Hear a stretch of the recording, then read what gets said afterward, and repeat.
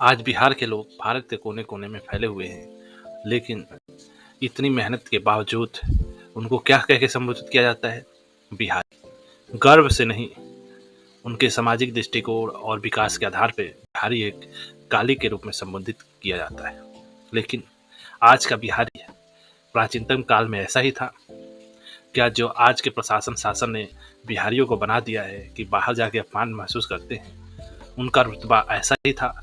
आज से करीब 2500 साल पहले जब भगवान महावीर, महात्मा बुद्ध इस धरती पे आए, उसी समय बिंबिसार, अजातशत्रु और राजा अशोक ने बिहार की ख्याति भारत में ही नहीं यूनान तक फैलाई थी।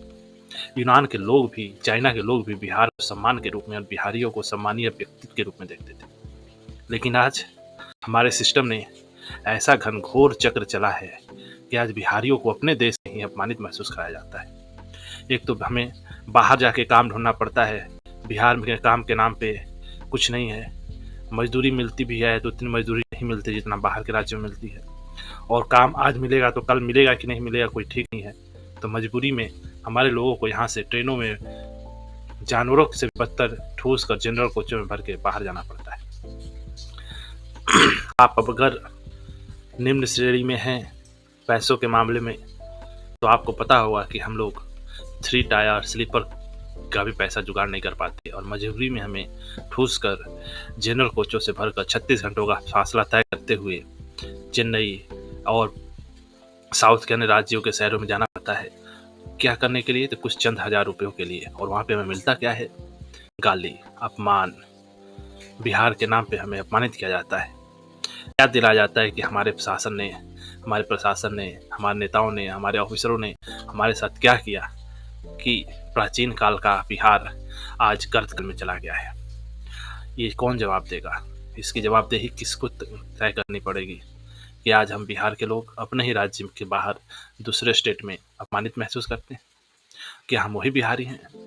क्या हम वही अशोक के वंशज हैं, चंद्रगुप्त मौर्य के वंशज हैं, महात्मा बुद्ध के वंशज हैं, या महावीर के वंशज हैं, जिनकी ख्याति दुनिया के हर कोनों में फैली? और आज हमारी ख्याति ऐसी है कि हर कोई दूसरे स्टेट का आदमी हमें अपमानित महसूस कराता है, भाग जाने को कहता है। कई राज्यों में नौबत ऐसी आ गई है कि वहाँ की राजनीति हमारे नाम पे चलती है कि बिहारियों को वापस भेजो। क्या हम ऐसे गए गुजरे हो गए? तो इसकी जवाबदेही तो कौन करेगा? चुनाव आने वाला है 2025 में, हमें अपने मत का सही से इस्तेमाल करना ही होगा। अगर आपको बार बार अपमानित महसूस करना ही है तो वही कीजिए जो आप हमेशा से करते आए हैं। अगर चेंज चाहते हैं तो अपने दिमाग का इस्तेमाल कीजिए और ये सोचिए जो आप पे बीती आपके बच्चों के साथ ना हो। आपके बच्चे जब बाहर जाए तो उनको ये ना कह के पुकारा जाए कि बिहार से है, गरीब शोषित होगा। ये कहा जाए कि बिहार से है, शिक्षित समाज से है, सुसज्जित समाज से है। आप भूल गए कि बिहार ही है जिसने पहली प्रजातांत्रिक शासन दी थी दुनिया को। ये बिहार ही था जिसने विश्व विजेता सिकंदर का रथ रोका था। इस बिहार ने ही भारत पर हुए सबसे पहले विदेशी आक्रमण को रोका था। और हम उस बिहारियों के वंशज आज इतने अपमानित हैं कि सर उठा के भी कहीं नहीं रह सकते। वक्त आ गया है अपने आप को, अपने राज्य को बदलने का, और हम जिम्मा किसी नेता या सरकारी ठेकेदार को नहीं दे सकते। ये जिम्मा हमें खुद उठाना पड़ेगा। तो भाइयों और बहनों, वक्त आ गया है लोक चिंतन के साथ एक आंदोलन करने का।